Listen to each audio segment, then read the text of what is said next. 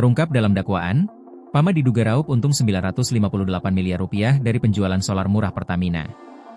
Dugaan korupsi tata kelola minyak mentah dan produk kilang di Pertamina kembali memunculkan fakta mengejutkan. Dalam surat dakwaan Jaksa Penuntut Umum, JPU, terhadap mantan Direktur Utama PT Pertamina Patraniaga, Rifa Siahaan, terungkap bahwa PT Pama Persada Nusantara, PAMA, diduga menerima keuntungan fantastis Rp958,38 miliar atau hampir Rp1 triliun dari penjualan solar non-subsidi di bawah harga dasar, bottom price, bahkan di bawah harga pokok penjualan, HPP. Fakta ini dibacakan dalam sidang di Pengadilan Tipikor Jakarta Pusat, Kamis, 9 Oktober 2025.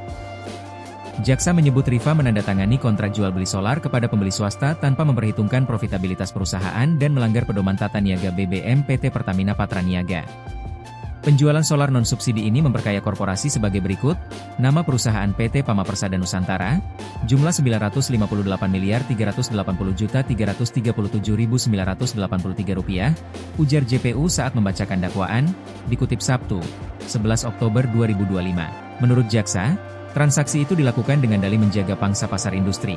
Namun praktik ini merugikan Pertamina Patraniaga karena menjual solar di bawah harga jual terendah, bahkan di bawah harga dasar solar bersubsidi.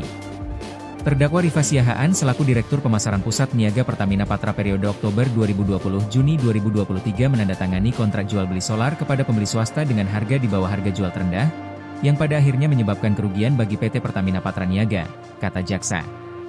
Berdasarkan penelusuran, PT Pama Persada Nusantara, PAMA, merupakan kontraktor pertambangan raksasa yang beroperasi di sektor batubara, emas, dan mineral lain di berbagai wilayah Indonesia. PAMA berada di bawah naungan PT United Tractors Tbk, yang merupakan bagian dari grup Astra International. Perusahaan ini dikenal menguasai berbagai lini jasa pertambangan, mulai dari persiapan lahan hingga reklamasi pasca tambang, dengan reputasi sebagai kontraktor tambang terbesar di Asia Tenggara. Namun, kini reputasi itu tercoreng oleh dugaan keterlibatan dalam praktik bisnis solar di bawah harga pasar yang merugikan keuangan negara. Presiden Komisaris PAMA dijabat oleh Joni Bunarto Condro, yang juga merupakan Presiden Direktur PT Astra International Tbk. Sementara pucuk pimpinan eksekutif PAMA dipegang oleh Hendra Hutahean, yang menjabat Presiden Direktur sejak 31 Maret 2023. Hendra merupakan lulusan Teknik Sipil Institut Teknologi Bandung, 1996, dan telah berkarir di PAMA sejak tahun yang sama, menduduki berbagai posisi strategis sebelum dipercaya memimpin perusahaan. Sementara itu hingga berita ini diturunkan, CSR Officer PAMA SSBA, Joko Budi Santoso belum memberikan respons atas konfirmasi yang dikirimkan. Sebelumnya, Kejaksaan Agung, Kejagung, menyelidiki keterlibatan sejumlah perusahaan swasta, termasuk PT Pama Persada Nusantara, PAMA, anak usaha Astra di bidang jasa kontraktor pertambangan. Penyidik menduga BBM hasil tata kelola bermasalah bisa digunakan untuk mendukung operasional pertambangan di berbagai lokasi, termasuk Sumatera Selatan. Kejagung telah memeriksa 2 pejabat swasta, yakni AW, Assistant Manager Procurement PAMA, dan GI, Advisor to CPO PT Berau Coal. Selain itu, Direktur Keuangan PT Adaro Minerals Indonesia, HG, diperiksa bersama 10 saksi lainnya. Pemeriksaan saksi dilakukan untuk memperkuat pembuktian dan melengkapi berkas para tersangka. Kejagung juga telah menetapkan 9 tersangka dari unsur Pertamina dan mitra usahanya terkait kasus ini.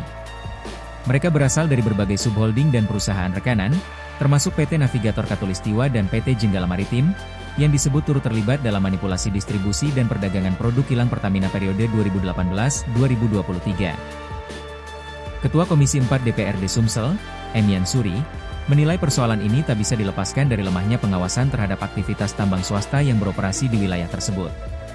Menurutnya temuan Kejaksaan Agung, Kejagung, dalam penyidikan kasus korupsi tata kelola minyak mentah Pertamina, memunculkan dugaan lebih dalam terkait penyalahgunaan bahan bakar bersubsidi untuk operasional tambang ilegal di daerah.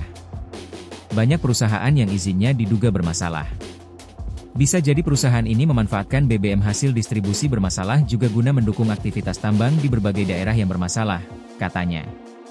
Politisi Partai Golkar itu menambahkan, dugaan pelanggaran ini sulit ditindak jika tidak didukung oleh payung hukum yang kuat. Ia menyebutkan banyak pihak swasta berani melanggar aturan karena merasa memiliki backing.